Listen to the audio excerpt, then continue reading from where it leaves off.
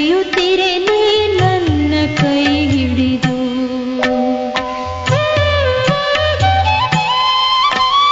ಸ್ನೇಹ ತುಂಬಿದ ನಯನದಲ್ಲಿ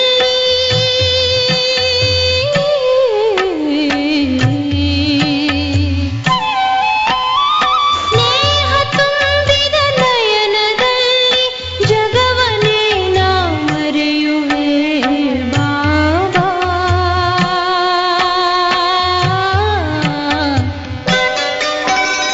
ನಿನ್ನ ಶಾಂತಿ ಸ್ತಂಭದ ಸಮ್ಮುಖದಿ ಬಾಬಾ ನಾ ಬಳಿ ಬರಲು, ನಾ ಬಳಿ ಬರಲು.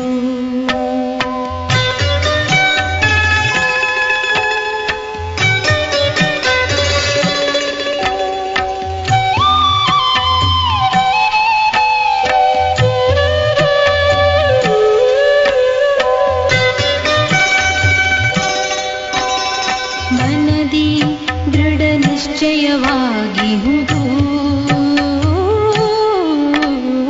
ಮನದಿ ದೃಢ ನಿಶ್ಚಯವಾಗಿಹುದು.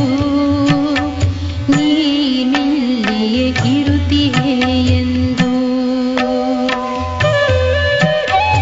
ಇಂದಿಗೂ ಎಂದೆಂದಿಗೂ, ಇಂದಿಗೂ ಎಂದೆಂದಿಗೂ ನೀ ಬಾಬಾ ಇಲ್ಲಿಯೇ ನೆಲೆಸಿರುವೆ. ಮಧುಬನದ ಕಣ ಕಣದೊಳು, ಮಧುಬನದ ಕಣ ಕಣದೊಳು ನಾ ನಿನ್ನನೆ ಕಾಣುತ್ತಿಹೆನು ಬಾಬಾ.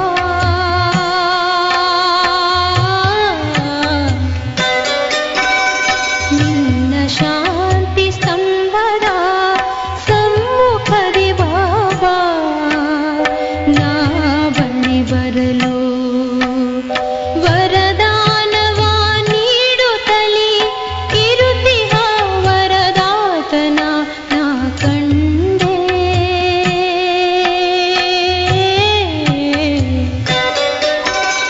ನಿನ್ನ ಶಾಂತಿ ಸ್ತಂಭದ ಸಮ್ಮುಖದಿ ಬಾಬಾ ನಾ ಬಳಿ ಬರಲು, ನಾ ಬಳಿ ಬರಲು, ನಾ ಬಳಿ ಬರಲು.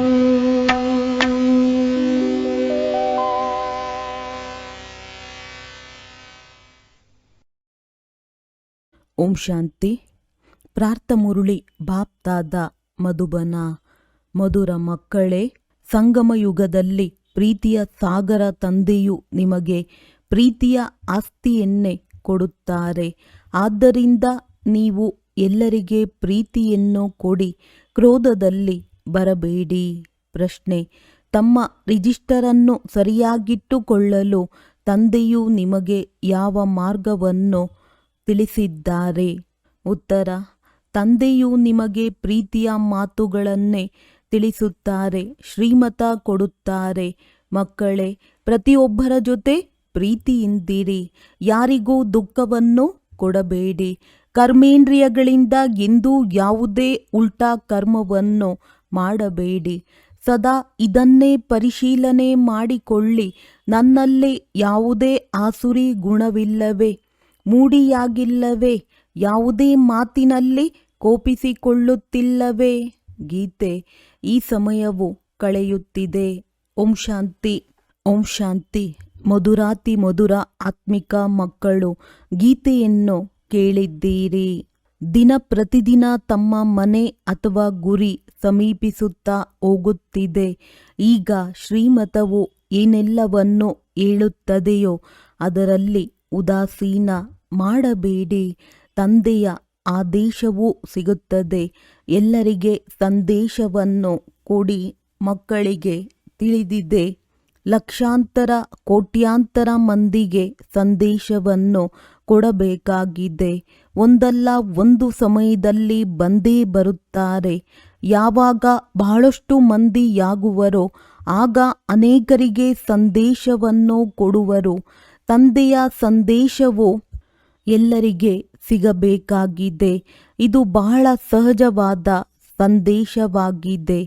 ಕೇವಲ ಇಷ್ಟನ್ನೇ ತಿಳಿಸಿ ತನ್ನನ್ನು ಆತ್ಮನೆಂದು ತಿಳಿದು ತಂದೆಯನ್ನು ನೆನಪು ಮಾಡಿ ಯಾವುದೇ ಕರ್ಮೇಂದ್ರಿಯಗಳಿಂದ ಮನಸ ವಾಚ ಕರ್ಮಣದಿಂದ ಕೆಟ್ಟ ಕರ್ಮ ಮಾಡಬೇಡಿ. ಮೊದಲು ಮನಸ್ಸಿನಲ್ಲಿ ಬರುತ್ತದೆ, ಆದ್ದರಿಂದಲೇ ವಾಚಾದಲ್ಲಿ ಬಂದು ಬಿಡುತ್ತದೆ. ಇದು ಪುಣ್ಯದ ಕೆಲಸವಾಗಿದೆ. ಇದನ್ನು ಮಾಡಬೇಕೆಂದು ಈಗ ನಿಮಗೆ ಸರಿ ತಪ್ಪನ್ನು ಅರಿತುಕೊಳ್ಳುವ ಬುದ್ಧಿಯೂ ಬೇಕು. ಮನಸ್ಸಿನಲ್ಲಿ ಮೊದಲು ಕ್ರೋಧದ ಸಂಕಲ್ಪ ಬರುತ್ತದೆ. ಒಂದು ವೇಳೆ ಕ್ರೋಧ ಮಾಡಿದರೆ ಪಾಪವಾಗುವುದೆಂದು ನಿಮಗೆ ಅರ್ಥವಾಗಿದೆ. ತಂದೆಯನ್ನು ನೆನಪು ಮಾಡುವುದರಿಂದ ಪುಣ್ಯಾತ್ಮರಾಗಿ ಬಿಡುತ್ತೀರಿ. ಈಗಂತೂ ಆಗಿ ಹೋಯಿತು, ಮತ್ತೆಂದು ಮಾಡುವುದಿಲ್ಲ ಎಂದಲ್ಲ. ಇದೇ ರೀತಿ ಮತ್ತೆ ಮತ್ತೆ ಹೇಳುತ್ತಿದ್ದರೆ ಹವ್ಯಾಸವಾಗಿ ಬಿಡುವುದು. ಮನುಷ್ಯರು ಅಂತಹ ಕರ್ಮ ಮಾಡಿದರೆ ಇದು ಪಾಪವಲ್ಲ ಎಂದು ತಿಳಿದುಕೊಳ್ಳುತ್ತಾರೆ. ವಿಕಾರವನ್ನು ಪಾಪವೆಂದು ತಿಳಿಯುವುದಿಲ್ಲ. ಈಗ ತಂದೆಯೂ ತಿಳಿಸಿದ್ದಾರೆ, ಇದು ದೊಡ್ಡದಕ್ಕಿಂತ ದೊಡ್ಡ ಪಾಪವಾಗಿದೆ. ಇದರ ಮೇಲೆ ಜಯ ಗಳಿಸಬೇಕಾಗಿದೆ ಮತ್ತು ಎಲ್ಲರಿಗೆ ತಂದೆಯ ಸಂದೇಶವನ್ನು ಕೊಡಿ. ತಂದೆಯು ತಿಳಿಸುತ್ತಾರೆ, ನನ್ನನ್ನು ನೆನಪು ಮಾಡಿ. ಮೃತ್ಯು ಸನ್ಮುಖದಲ್ಲಿ ನಿಂತಿದೆ. ಯಾರಾದರೂ ಮರಣ ಹೊಂದುವ ಸ್ಥಿತಿಯಲ್ಲಿದ್ದಾಗ ಅವರಿಗೆ ಭಗವಂತನನ್ನು ನೆನಪು ಮಾಡಿ. ರಿಮೆಂಬರ್ ಗಾಡ್ ಫಾದರ್ ಎಂದು ಹೇಳುತ್ತಾರೆ. ಇವರು ಭಗವಂತನ ಬಳಿ ಹೋಗುತ್ತಾರೆಂದು ತಿಳಿಯುತ್ತಾರೆ, ಆದರೆ ಅವರಿಗೆ ಇದು ತಿಳಿದೇ ಇಲ್ಲ. ಗಾಡ್ ಫಾದರನ್ನು ನೆನಪು ಮಾಡುವುದರಿಂದ ಏನಾಗುವುದು? ಎಲ್ಲಿ ಆತ್ಮವು ಒಂದು ಶರೀರವನ್ನು ಬಿಟ್ಟು ಇನ್ನೊಂದನ್ನು ತೆಗೆದುಕೊಳ್ಳುತ್ತದೆ. ಯಾರು ಭಗವಂತನ ಬಳಿ ಹೋಗಲು ಸಾಧ್ಯವಿಲ್ಲ ಅಂದಾಗ ನೀವು ಮಕ್ಕಳಿಗೆ ಈಗ ಅವಿನಾಶಿ ತಂದೆಯ ಅವಿನಾಶಿ ನೆನಪಿರಬೇಕು. ಯಾವಾಗ ತಮೋಪ್ರಧಾನ ದುಃಖಿಯಾಗಿ ಬಿಡುವರೋ ಆಗ ಭಗವಂತನನ್ನು ನೆನಪು ಮಾಡಿ ಎಂದು ಒಬ್ಬರು ಇನ್ನೊಬ್ಬರಿಗೆ ಹೇಳುತ್ತಾರೆ. ಎಲ್ಲ ಆತ್ಮಗಳು ಒಬ್ಬರು ಇನ್ನೊಬ್ಬರಿಗೆ ಹೇಳುತ್ತಾರೆ. ಹೇಳುವುದು ಆತ್ಮವಲ್ಲವೇ? ಪರಮಾತ್ಮನು ಹೇಳುತ್ತಾರೆಂದಲ್ಲ. ತಂದೆಯನ್ನು ನೆನಪು ಮಾಡಿ ಎಂದು ಆತ್ಮವು ಆತ್ಮಕ್ಕೆ ಹೇಳುತ್ತದೆ. ಇದೊಂದು ಸಾಮಾನ್ಯ ಪದ್ಧತಿಯಾಗಿದೆ. ಸಾಯುವ ಸಮಯದಲ್ಲಿ ಈಶ್ವರನನ್ನು ನೆನಪು ಮಾಡುತ್ತಾರೆ. ಈಶ್ವರನ ಭಯವಿರುತ್ತದೆ. ಒಳ್ಳೆಯ ಅಥವಾ ಕೆಟ್ಟ ಕರ್ಮಗಳ ಫಲವನ್ನು ಈಶ್ವರನೇ ಕೊಡುತ್ತಾರೆ. ಕೆಟ್ಟ ಕರ್ಮವನ್ನು ಮಾಡಿದರೆ ಈಶ್ವರನು ಧರ್ಮರಾಜನ ಮೂಲಕ ಬಹಳ ಶಿಕ್ಷೆಯನ್ನು ಕೊಡಿಸುತ್ತಾರೆಂದು ತಿಳಿಯುತ್ತಾರೆ. ಆದ್ದರಿಂದ ಭಯವಿರುತ್ತದೆ. ಕರ್ಮ ಭೋಗವನ್ನಂತೂ ಅವಶ್ಯವಾಗಿ ಭೋಗಿಸಬೇಕಾಗುವುದಲ್ಲವೇ? ನೀವು ಮಕ್ಕಳು ಕರ್ಮ ಅಕರ್ಮ ವಿಕರ್ಮದ ಗತಿಯನ್ನು ತಿಳಿದಿದ್ದೀರಿ. ನಿಮಗೆ ತಿಳಿದಿದೆ ಈ ಕರ್ಮವು ಅಕರ್ಮವಾಯಿತು. ನೆನಪಿನಲ್ಲಿದ್ದು ಯಾರು ಕರ್ಮ ಮಾಡುವರೋ ಅವರು ಚೆನ್ನಾಗಿ ಮಾಡುವರು. ರಾವಣ ರಾಜ್ಯದಲ್ಲಿ ಮನುಷ್ಯರು ಕೆಟ್ಟ ಕರ್ಮವನ್ನೇ ಮಾಡುತ್ತಾರೆ. ರಾಮ ರಾಜ್ಯದಲ್ಲಿ ಕೆಟ್ಟ ಕರ್ಮವೆಂದು ಆಗುವುದಿಲ್ಲ. ಈಗ ಶ್ರೀಮತವಂತೂ ಸಿಗುತ್ತಿರುತ್ತದೆ. ಎಲ್ಲಿಂದಲಾದರೂ ನಿಮಂತ್ರಣ ಸಿಕ್ಕಿದರೆ ಇದನ್ನು ಮಾಡಬೇಕೇ ಅಥವಾ ಮಾಡಬಾರದೇ ಎಂದು ಪ್ರತಿಯೊಂದು ಮಾತಿನಲ್ಲಿ ಕೇಳುತ್ತಾರೆ. ತಿಳಿದುಕೊಳ್ಳಿ, ಯಾರಾದರೂ ಪೊಲೀಸ್ ನೌಕರಿಯನ್ನು ಮಾಡುತ್ತಾರೆಂದರೆ ಅವರಿಗೂ ಸಹ ನೀವು ಪ್ರೀತಿಯಿಂದ ತಿಳಿಸಿಕೊಡಿ ಎಂದು ಹೇಳಲಾಗುತ್ತದೆ. ಸತ್ಯವನ್ನು ಹೇಳದಿದ್ದರೆ ನಂತರ ಏಟು ಕೊಡುವುದು.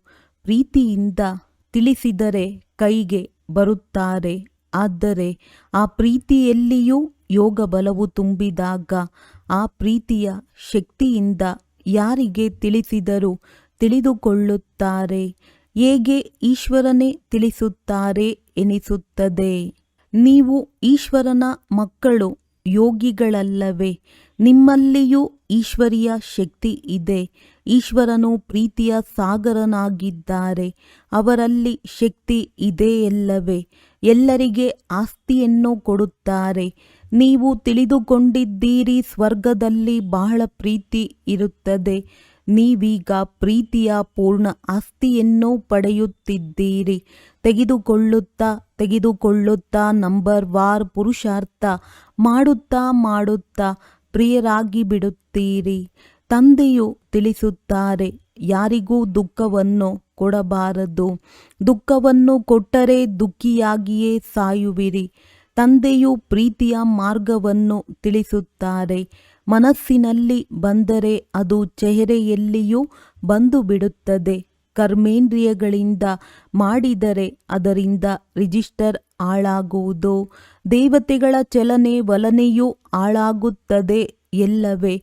ಆದ್ದರಿಂದ ತಂದೆಯು ತಿಳಿಸುತ್ತಾರೆ, ದೇವತೆಗಳ ಪೂಜಾರಿಗಳಿಗೆ ತಿಳಿಸಿಕೊಡಿ, ತಾವು ಸರ್ವಗುಣ ಸಂಪನ್ನರು, 16 ಕಲಾ ಸಂಪೂರ್ಣರೆಂದು. ಅವರು ದೇವತೆಗಳನ್ನು ಮಹಿಮೆ ಮಾಡುತ್ತಾರೆ ಮತ್ತು ತಮ್ಮ ಚಲನೆಯ ಬಗ್ಗೆಯೂ ತಿಳಿಸುತ್ತಾರೆ.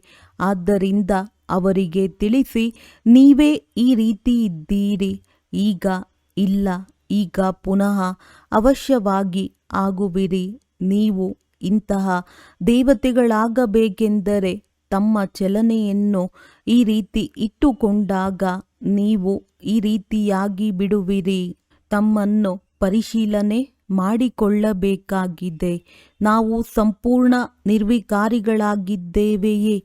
ನಮ್ಮಲ್ಲಿ ಯಾವುದೇ ಆಸುರಿ ಗುಣವಂತೂ ಇಲ್ಲವೇ? ಯಾವುದೇ ಮಾತಿನಲ್ಲಿ ಮುನಿಸಿಕೊಳ್ಳುತ್ತಿಲ್ಲವೇ? ಮೂಡಿಯಾಗುತ್ತಿಲ್ಲವೇ? ಅನೇಕ ಬಾರಿ ನೀವು ಪುರುಷಾರ್ಥ ಮಾಡಿದ್ದೀರಿ.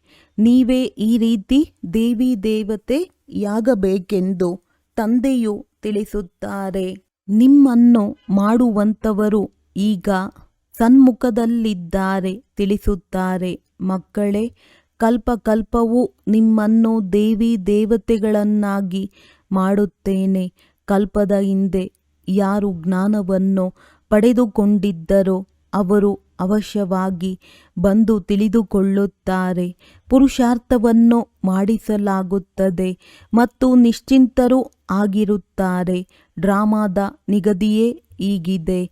ಡ್ರಾಮಾದಲ್ಲಿ ನಿಗದಿಯಾಗಿದ್ದರೆ ಅವಶ್ಯವಾಗಿ ಮಾಡುತ್ತೇವೆ ಎಂದು ಕೆಲವರು ಹೇಳುತ್ತಾರೆ. ಒಳ್ಳೆಯ ಚಾರ್ಟ್ ಇದ್ದರೆ ಡ್ರಾಮಾ ಮಾಡಿಸುವುದು ಆಗ ಇವರ ಅದೃಷ್ಟದಲ್ಲಿಲ್ಲವೆಂದು ತಿಳಿಯಲಾಗುತ್ತದೆ. ಮೊದಲು ಸಹ ಈ ರೀತಿ ಒಬ್ಬರು ಮುನಿಸಿಕೊಂಡಿದ್ದರು, ಅವರ ಅದೃಷ್ಟದಲ್ಲಿರಲಿಲ್ಲ. ಆದ್ದರಿಂದ ಡ್ರಾಮಾದಲ್ಲಿದ್ದರೆ ಅದು ನಮ್ಮಿಂದ ಪುರುಷಾರ್ಥ ಮಾಡಿಸುತ್ತದೆ ಎಂದು ಹೇಳಿದರು. ಅಷ್ಟೇ, ಬಿಟ್ಟರು. ಹೀಗೆ ನಿಮಗೂ ಸಹ ಬಹಳ ಮಂದಿ ಸಿಗುತ್ತಾರೆ. ನಿಮ್ಮ ಗುರಿ ಧ್ಯೇಯವೂ ನಿಂತಿದೆ, ಬ್ಯಾಡ್ಜ್ ನಿಮ್ಮ ಬಳಿ ಇದೆ. ಹೇಗೆ ತಮ್ಮ ಲೆಕ್ಕವನ್ನು ನೋಡಿಕೊಳ್ಳುತ್ತೀರೋ ಹಾಗೆಯೇ ನಿಮ್ಮ ಬ್ಯಾಡ್ಜನ್ನು ನೋಡಿಕೊಳ್ಳಿ. ತಮ್ಮ ಚಲನೆ ವಲನೆಯನ್ನು ನೋಡಿಕೊಳ್ಳಿ. ಎಂದು ಕುದೃಷ್ಟಿಯಾಗಬಾರದು.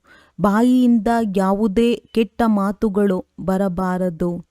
ಕೆಟ್ಟದಾಗಿ ಮಾತನಾಡುವವರೇ ಇಲ್ಲವೆಂದರೆ ಕಿವಿಗಳು ಹೇಗೆ ಕೇಳುತ್ತವೆ? ಸತ್ಯಯುಗದಲ್ಲಿ ಎಲ್ಲರೂ ದೈವಿ ಗುಣವಂತರಿರುತ್ತಾರೆ. ಯಾವುದೇ ಕೆಟ್ಟ ಮಾತಿರುವುದಿಲ್ಲ. ಇವರೂ ಸಹ ತಂದೆಯ ಮೂಲಕವೇ ಪ್ರಾರಬ್ಧವನ್ನು ಪಡೆದಿದ್ದಾರೆ. ಅಂದಾಗ ಇದನ್ನು ಎಲ್ಲರಿಗೆ ತಿಳಿಸಿ ತಂದೆಯನ್ನು ನೆನಪು ಮಾಡಿರಿ. ಆಗ ನಿಮ್ಮ ವಿಕರ್ಮಗಳು ವಿನಾಶವಾಗುತ್ತವೆ. ಇದರಲ್ಲಿ ಯಾವುದೇ ನಷ್ಟದ ಮಾತಿಲ್ಲ. ಆತ್ಮವೇ ಸಂಸ್ಕಾರವನ್ನು ತೆಗೆದುಕೊಂಡು ಹೋಗುತ್ತದೆ. ಸನ್ಯಾಸಿಗಳಾಗಿದ್ದರೆ ಮತ್ತೆ ಸನ್ಯಾಸ ಧರ್ಮದಲ್ಲಿಯೇ ಬರುವರು. ವೃಕ್ಷವಂತೂ ವೃದ್ಧಿಯಾಗುತ್ತಾ ಇರುತ್ತದೆ ಎಲ್ಲವೇ. ಈ ಸಮಯದಲ್ಲಿ ನೀವು ಪರಿವರ್ತನೆಯಾಗುತ್ತಾ ಇದ್ದೀರಿ. ಮನುಷ್ಯರೇ ದೇವತೆಗಳಾಗುತ್ತೀರಿ. ಎಲ್ಲರೂ ಒಟ್ಟಿಗೆ ಬಂದು ಬಿಡುವುದಿಲ್ಲ. ನಂಬರ್ ವಾರ್ ಆಗಿ ಬರುವಿರಿ. ನಾಟಕದಲ್ಲಿ ಯಾರಾದರೂ ಅವರ ಸಮಯಕ್ಕೆ ಮೊದಲೇ ಸ್ಟೇಜಿನಲ್ಲಿ ಬಂದು ಬಿಡುವುದಿಲ್ಲ. ಒಳಗೆ ಕುಳಿತಿರುತ್ತಾರೆ. ಯಾವಾಗ ಸಮಯವು ಬರುವುದೋ ಆಗ ಪಾತ್ರವನ್ನಭಿನಯಿಸಲು ಹೊರಗೆ ಸ್ಟೇಜಿನ ಮೇಲೆ ಬರುತ್ತಾರೆ. ಅದು ಹದ್ದಿನ ನಾಟಕ. ಇದು ಬೇಹದ್ದಿನ ನಾಟಕವಾಗಿದೆ. ಬುದ್ಧಿಯೆಲ್ಲಿದೆ? ನಾವು ಪಾತ್ರಧಾರಿಗಳು. ನಮ್ಮ ಸಮಯದಲ್ಲಿ ಬಂದು ತಮ್ಮ ಪಾತ್ರವನ್ನಭಿನಯಿಸುತ್ತಾರೆ. ಇದು ಬೇಹದ್ದಿನ ವೃಕ್ಷವಾಗಿದೆ. ನಂಬರ್ ವಾರ್ ಬರುತ್ತಾ ಇರುತ್ತಾರೆ. ಮೊಟ್ಟ ಮೊದಲಿಗೆ ಒಂದೇ ಧರ್ಮವಿತ್ತು. ಎಲ್ಲ ಧರ್ಮದವರಂತೂ ಮೊಟ್ಟ ಮೊದಲಿಗೆ ಬರಲು ಸಾಧ್ಯವಿಲ್ಲ. ಮೊದಲಿಗೆ ದೇವಿ ದೇವತಾ ಧರ್ಮದವರೇ ಪಾತ್ರವನ್ನಭಿನಯಿಸಲು ಬರುತ್ತಾರೆ. ಅದು ನಂಬರ್ ವಾರ್ ಆಗಿ ವೃಕ್ಷದ ರಹಸ್ಯವನ್ನು ತಿಳಿಯಬೇಕಾಗಿದೆ. ತಂದೆಯು ಬಂದು ಇಡೀ ಕಲ್ಪವೃಕ್ಷದ ಜ್ಞಾನವನ್ನು ತಿಳಿಸುತ್ತಾರೆ. ಇದನ್ನು ನಿರಾಕಾರಿ ವೃಕ್ಷದೊಂದಿಗೂ ಹೋಲಿಸಲಾಗಿದೆ. ನಾನು ಮನುಷ್ಯ ಸೃಷ್ಟಿರೂಪಿ ವೃಕ್ಷದ ಬೀಜವಾಗಿದ್ದೇನೆಂದು ಒಬ್ಬ ತಂದೆಯೇ ಹೇಳುತ್ತಾರೆ. ಬೀಜದಲ್ಲಿ ವೃಕ್ಷವು ಸಮಾವೇಶವಾಗಿರುವುದಿಲ್ಲ, ಆದರೆ ವೃಕ್ಷದ ಜ್ಞಾನವು ಸಮಾವೇಶವಾಗಿದೆ. ಪ್ರತಿಯೊಬ್ಬರದ್ದು ತಮ್ಮ ತಮ್ಮ ಪಾತ್ರವಿದೆ. ಚೈತನ್ಯ ವೃಕ್ಷವಲ್ಲವೇ? ವೃಕ್ಷದ ಎಲೆಗಳು ಸಹ ನಂಬರ್ ವಾರ್ ಬರುತ್ತದೆ. ಈ ವೃಕ್ಷವನ್ನು ಯಾರೂ ತಿಳಿದುಕೊಂಡಿಲ್ಲ. ಇದರ ಬೀಜವು ಮೇಲಿದೆ, ಆದ್ದರಿಂದ ಇದಕ್ಕೆ ಉಲ್ಟಾ ವೃಕ್ಷವೆಂದು ಹೇಳಲಾಗುತ್ತದೆ. ರಚಯಿತ ತಂದೆಯು ಮೇಲಿದ್ದಾರೆ. ನಿಮಗೆ ತಿಳಿದಿದೆ, ನಾವೀಗ ಮನೆಗೆ ಹೋಗಬೇಕಾಗಿದೆ. ಎಲ್ಲಿ ಆತ್ಮಗಳಿರುತ್ತಾರೆ, ನಾವೀಗ ಪವಿತ್ರರಾಗಿ ಹೋಗಬೇಕಾಗಿದೆ. ನಿಮ್ಮ ಮೂಲಕ ಯೋಗ ಬಲದಿಂದ ಇಡೀ ವಿಶ್ವವು ಪವಿತ್ರವಾಗಿ ಬಿಡುತ್ತದೆ. ನಿಮಗಾಗಿ ಪವಿತ್ರ ಸೃಷ್ಟಿಯೂ ಬೇಕಲ್ಲವೇ? ನೀವು ಪವಿತ್ರರಾಗುತ್ತೀರೆಂದರೆ ಪವಿತ್ರ ಪ್ರಪಂಚವನ್ನು ಸ್ಥಾಪನೆ ಮಾಡಬೇಕಾಗುತ್ತದೆ. ಎಲ್ಲರೂ ಪವಿತ್ರರಾಗಿ ಬಿಡುತ್ತಾರೆ. ನಿಮ್ಮ ಬುದ್ಧಿಯೆಲ್ಲಿದೆ? ಆತ್ಮದಲ್ಲಿಯೇ ಮನಸ್ಸು ಬುದ್ಧಿ ಇದೆಯಲ್ಲವೇ? ಆತ್ಮವು ಚೈತನ್ಯವಾಗಿದೆ. ಆತ್ಮವೇ ಜ್ಞಾನವನ್ನು ಧಾರಣೆ ಮಾಡಿಕೊಳ್ಳುತ್ತದೆ. ಅಂದ ಮೇಲೆ ಮಧುರಾತಿ ಮಧುರ ಮಕ್ಕಳಿಗೆ ಈ ರಹಸ್ಯವೆಲ್ಲವೂ ಬುದ್ಧಿಯಲ್ಲಿರಬೇಕು. ಹೇಗೆ ನಾವು ಪುನರ್ಜನ್ಮವನ್ನು ತೆಗೆದುಕೊಳ್ಳುತ್ತೇವೆ? 84 ಜನ್ಮಗಳು ನಿಮ್ಮ ಚಕ್ರವು ಪೂರ್ಣವಾದರೆ ಎಲ್ಲರದ್ದೂ ಪೂರ್ಣವಾಗುತ್ತದೆ. ಎಲ್ಲರೂ ಪಾವನರಾಗಿ ಬಿಡುತ್ತಾರೆ. ಇದು ಅನಾದಿ ಮಾಡಲ್ಪಟ್ಟ ನಾಟಕವಾಗಿದೆ. ಒಂದು ಗಳಿಗೆಯೂ ನಿಲ್ಲುವುದಿಲ್ಲ. ಕ್ಷಣ ಪ್ರತಿಕ್ಷಣ ಏನೆಲ್ಲವೂ ಆಗುವುದೋ ಅದು ಮತ್ತೆ ಕಲ್ಪದ ನಂತರವೇ ಆಗುವುದು. ಪ್ರತಿಯೊಂದು ಆತ್ಮನಲ್ಲಿ ಅವಿನಾಶಿ ಪಾತ್ರವು ತುಂಬಲ್ಪಟ್ಟಿದೆ. ಆ ಪಾತ್ರಧಾರಿಗಳು ಹೆಚ್ಚೆಂದರೆ 2-4 ಗಂಟೆಗಳ ಸಮಯ ಪಾತ್ರವನ್ನಭಿನಯಿಸುತ್ತಾರೆ.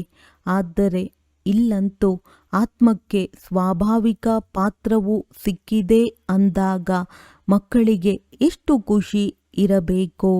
ಅತೀಂದ್ರಿಯ ಸುಖವು ಈ ಸಂಗಮ ಯುಗದ್ದೇ ಗಾಯನವಿದೆ. ತಂದೆಯು ಬರುತ್ತಾರೆ 21 ಜನ್ಮಗಳಿಗಾಗಿ. ನಾವು ಸದಾ ಸುಖಿಯಾಗುತ್ತೇವೆ. ಖುಷಿಯ ಮಾತಲ್ಲವೇ? ಯಾರು ಚೆನ್ನಾಗಿ ತಿಳಿದುಕೊಳ್ಳುವರೋ ಮತ್ತು ತಿಳಿಸುವರು ಅವರು ಸರ್ವೀಸಿನಲ್ಲಿ ತೊಡಗಿರುತ್ತಾರೆ. ಕೆಲವು ಮಕ್ಕಳು ಒಂದು ವೇಳೆ ತಾನೇ ಕ್ರೋಧಿಯಾಗಿದ್ದರೆ ಅನ್ಯರಲ್ಲಿಯೂ ಪ್ರವೇಶತೆಯಾಗಿ ಬಿಡುತ್ತದೆ. 2 ಕೈಯಿಂದಲೇ ಚಪ್ಪಾಳೆಯಾಗುತ್ತದೆ ಎಲ್ಲವೇ? ಅಲ್ಲಿ ಈ ರೀತಿಯಾಗುವುದಿಲ್ಲ. ಇಲ್ಲಿ ನಿಮಗೆ ಶಿಕ್ಷಣ ಸಿಗುತ್ತದೆ. ಯಾರಾದರೂ ಕ್ರೋಧ ಮಾಡಿದರೆ ನೀವು ಅವರ ಮೇಲೆ ಹೂಗಳನ್ನು ಹಾಕಿರಿ. ಪ್ರೀತಿಯಿಂದ ತಿಳಿಸಿ, ಈ ಕ್ರೋಧವು ಭೂತವಾಗಿದೆ, ಬಹಳ ನಷ್ಟ ಮಾಡುತ್ತದೆ. ಆದ್ದರಿಂದ ಎಂದೂ ಕ್ರೋಧ ಮಾಡಬಾರದು. ಕಲಿಸಿ ಕೊಡುವವರಲ್ಲಂತೂ ಕ್ರೋಧವಿರಲೇಬಾರದು. ನಂಬರ್ ವಾರ್ ಪುರುಷಾರ್ಥ ಮಾಡುತ್ತಿರುತ್ತಾರೆ. ಕೆಲವರದ್ದು ತೀವ್ರ ಪುರುಷಾರ್ಥವಿರುತ್ತದೆ, ಇನ್ನು ಕೆಲವರದ್ದು ತಣ್ಣಗಾಗಿ ಬಿಡುತ್ತದೆ. ಪುರುಷಾರ್ಥದಲ್ಲಿ ತಣ್ಣಗಾಗುವವರು ತಮ್ಮ ಹೆಸರನ್ನು ಕೆಡಿಸಿಕೊಳ್ಳುತ್ತಾರೆ. ಯಾರಲ್ಲಿ ಕ್ರೋಧವಿದೆಯೋ ಅವರು ಎಲ್ಲಿಗೆ ಹೋಗುವರೋ ಅಲ್ಲಿಂದ ತೆಗೆದು ಬಿಡುತ್ತಾರೆ. ಯಾರೂ ಕೆಟ್ಟ ಚಲನೆಯವರಿರಲು ಸಾಧ್ಯವಿಲ್ಲ. ಪರೀಕ್ಷೆಯು ಪೂರ್ಣವಾದಾಗ ಎಲ್ಲರಿಗೆ ತಿಳಿಯುವುದು ಯಾರ್ಯಾರು ಏನಾಗುವರು ಎಂಬುದೆಲ್ಲವೂ ಸಾಕ್ಷಾತ್ಕಾರವಾಗುವುದು. ಯಾರು ಎಂತಹ ಕೆಲಸ ಮಾಡುವರೋ ಅವರಿಗೆ ಅಂತಹ ಮಹಿಮೆಯಾಗುತ್ತದೆ. ನೀವು ಮಕ್ಕಳು ಡ್ರಾಮಾದ ಆದಿ ಮಧ್ಯ ಅಂತ್ಯವನ್ನು ತಿಳಿದುಕೊಂಡಿದ್ದೀರಿ. ನೀವೆಲ್ಲರೂ ಅಂತರ್ಯಾಮಿಯಾಗಿದ್ದೀರಿ. ಆತ್ಮಕ್ಕೆ ಒಳಗೆ ತಿಳಿದಿದೆ ಈ ಸೃಷ್ಟಿ ಚಕ್ರವು ಹೇಗೆ ಸುತ್ತುತ್ತದೆ. ಇಡೀ ಸೃಷ್ಟಿಯ ಮನುಷ್ಯರ ಚಲನವಲನೆಯ ಎಲ್ಲ ಧರ್ಮಗಳ ಜ್ಞಾನವು ನಿಮಗಿದೆ. ಅದಕ್ಕೆ ಅಂತರ್ಯಾಮಿ ಎಂದು ಹೇಳಲಾಗುವುದು. ಆತ್ಮಕ್ಕೆ ಎಲ್ಲವೂ ಅರ್ಥವಾಯಿತು. ಭಗವಂತನು ಕಣಕಣದಲ್ಲಿಯೂ ವಾಸಿಸುವರು ಎಂದಲ್ಲ. ಅವರಿಗೆ ತಿಳಿದುಕೊಳ್ಳುವ ಅವಶ್ಯಕತೆಯಾದರೂ ಏನಿದೆ? ತಂದೆಯಂತೂ ಈಗಲೂ ತಿಳಿಸುತ್ತಾರೆ. ಯಾರು ಎಂತಹ ಪುರುಷಾರ್ಥವನ್ನು ಮಾಡುವರೋ ಅಂತಹ ಫಲವನ್ನು ಪಡೆಯುತ್ತಾರೆ. ನನಗೆ ಎಲ್ಲರ ಹೃದಯವನ್ನು ಅರಿತುಕೊಳ್ಳುವ ಅವಶ್ಯಕತೆ ಏನಿದೆ? ಏನು ಮಾಡುವರೋ ಅದರ ಶಿಕ್ಷೆಯನ್ನು ತಾವೇ ಪಡೆಯುತ್ತಾರೆ. ಅಂತಹ ನಡವಳಿಕೆಯಲ್ಲಿ ನಡೆದರೆ ಪದಮಾಗತಿಯನ್ನು ಪಡೆಯುವರು. ಪದವಿಯು ಬಹಳ ಕಡಿಮೆಯಾಗುವುದು. ಆ ಶಾಲೆಯಲ್ಲಿಯೂ ಅನುತ್ತೀರ್ಣರಾದರೆ ಮತ್ತೆ ಇನ್ನೊಂದು ವರ್ಷ ಓದುತ್ತಾರೆ. ಆದರೆ ಈ ವಿದ್ಯೆಯು ಕಲ್ಪಾಂತರಕ್ಕಾಗಿ ಇದೆ. ಈಗ ಓದದಿದ್ದರೆ ಕಲ್ಪಾಂತರವೂ ಓದುವುದಿಲ್ಲ. ಈಶ್ವರಿಯ ಲಾಟರಿಯನ್ನು ಪೂರ್ಣ ರೂಪದಲ್ಲಿ ತಿಳಿದುಕೊಳ್ಳಬೇಕಲ್ಲವೇ? ಈ ಮಾತುಗಳನ್ನು ನೀವು ಮಕ್ಕಳು ತಿಳಿದುಕೊಳ್ಳುತ್ತೀರಿ. ಯಾವಾಗ ಭಾರತವು ಸುಖಧಾಮವಾಗಿರುವುದೋ ಆಗ ಉಳಿದೆಲ್ಲರೂ ಶಾಂತಿಧಾಮದಲ್ಲಿರುತ್ತಾರೆ. ಈಗ ನಮ್ಮ ಸುಖದ ದಿನಗಳು ಬರುತ್ತಿವೆ ಎಂದು ಮಕ್ಕಳಿಗೆ ಖುಷಿಯಾಗಬೇಕು. ದೀಪಾವಳಿಯ ದಿನವು ಸಮೀಪಿಸಿದಂತೆ ಇನ್ನು ಇಷ್ಟು ದಿನಗಳು ಉಳಿದಿವೆ. ನಾವು ಹೊಸ ಬಟ್ಟೆಯನ್ನು ಧರಿಸುತ್ತೇವೆಂದು ಹೇಳುತ್ತಾರಲ್ಲವೇ? ನೀವು ಸಹ ಹೇಳುತ್ತೀರಿ ಸ್ವರ್ಗವು ಬರುತ್ತಿದೆ. ನಾವು ನಮ್ಮ ಶೃಂಗಾರ ಮಾಡಿಕೊಂಡು ಹೋಗಿ ಸ್ವರ್ಗದಲ್ಲಿ ಒಳ್ಳೆಯ ಸುಖವನ್ನು ಪಡೆಯುತ್ತೇವೆ. ಸಾಹುಕಾರರಿಗಂತೂ ತನ್ನ ಶ್ರೀಮಂತಿಕೆಯ ನಶೆ ಇದೆ. ಮನುಷ್ಯರು ಸಂಪೂರ್ಣ ಘೋರ ನಿದ್ರೆಯಲ್ಲಿದ್ದಾರೆ. ಕೊನೆಯಲ್ಲಿ ಇವರು ಸತ್ಯವನ್ನು ಹೇಳುತ್ತಿದ್ದರು. ಆಕಸ್ಮಿಕವಾಗಿ ತಿಳಿಯುವುದು. ಯಾವಾಗ ಸತ್ಯ ಸಂಘವು ಸಿಗುವುದೋ ಆಗಲೇ ಸತ್ಯವನ್ನು ಅರಿತುಕೊಳ್ಳುವರು. ನೀವೀಗ ಸತ್ಯ ಸಂಘದಲ್ಲಿದ್ದೀರಿ. ತಂದೆಯ ಮೂಲಕ ಸತ್ಯವಂತರಾಗುತ್ತೀರಿ. ಆ ಮನುಷ್ಯರೆಲ್ಲರೂ ಅಸತ್ಯವಂತರ ಮೂಲಕ ಅಸತ್ಯವಂತರೇ ಆಗುತ್ತಾರೆ. ಭಗವಂತನು ಏನು ಹೇಳುತ್ತಾರೆ ಮತ್ತು ಮನುಷ್ಯರು ಏನು ಹೇಳುತ್ತಾರೆ ಎಂಬ ವ್ಯತ್ಯಾಸದ ಪತ್ರಿಕೆಯನ್ನು ಮುದ್ರಿಸಲಾಗುತ್ತಿದೆ. ಅದನ್ನು ಮ್ಯಾಗಝಿನ್ನಲ್ಲಿಯೂ ಹಾಕಬಹುದು. ಕೊನೆಗೆ ವಿಜಯವಂತೂ ನಿಮ್ಮದೇ ಆಗಿದೆ. ಯಾರು ಕಲ್ಪದ ಹಿಂದೆ ಪದವಿಯನ್ನು ಪಡೆದಿದ್ದರೋ ಅವರು ಅವಶ್ಯವಾಗಿ ಪಡೆಯುತ್ತಾರೆ.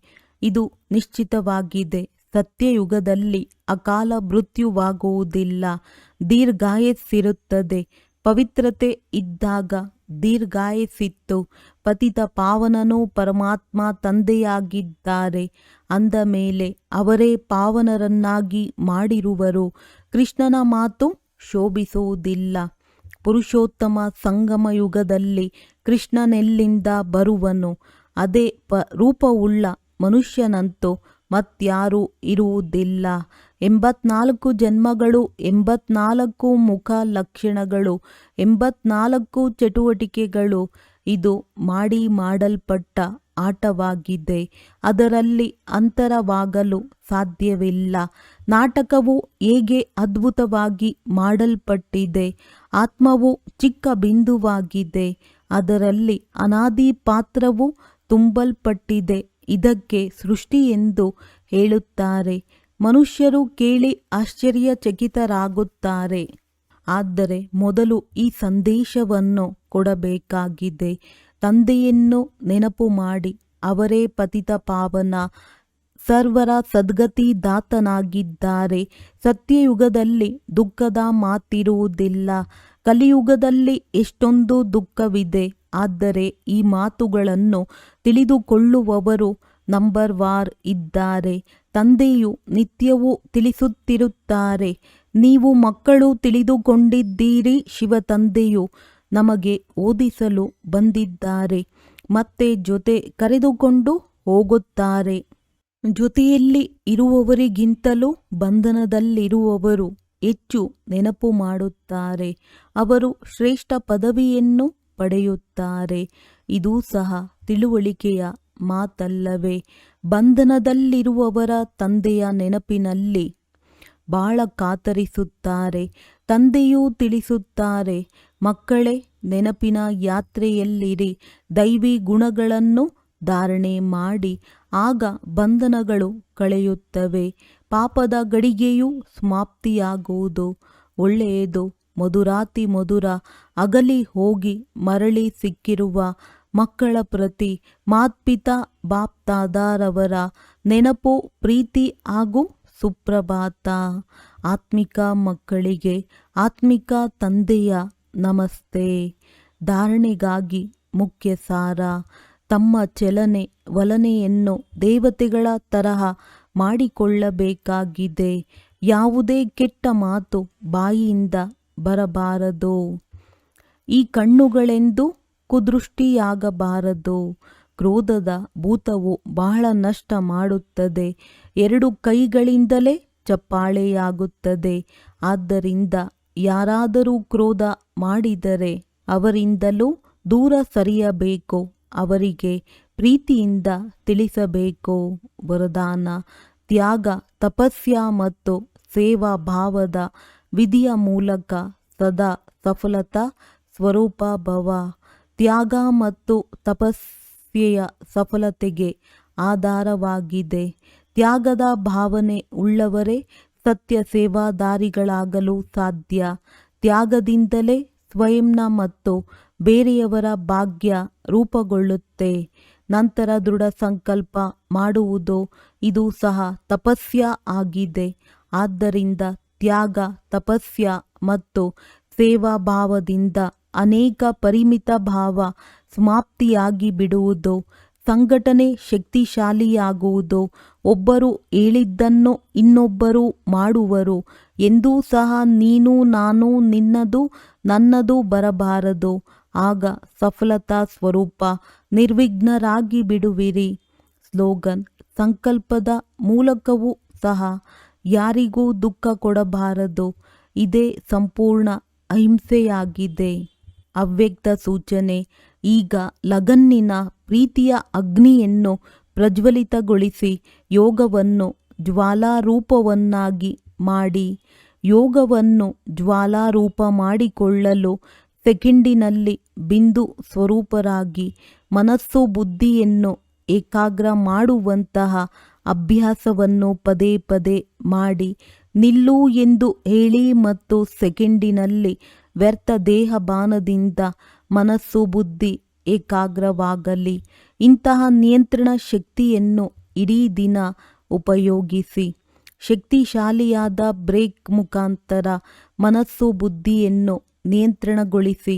ಎಲ್ಲಿ ಮನಸ್ಸು ಬುದ್ಧಿಯನ್ನು ತೊಡಗಿಸಬೇಕೋ ಅಲ್ಲಿ ಸೆಕೆಂಡಿನಲ್ಲಿ ತೊಡಗಿಬಿಡಲಿ. ಒಳ್ಳೆಯದು. ಓಂ ಶಾಂತಿ.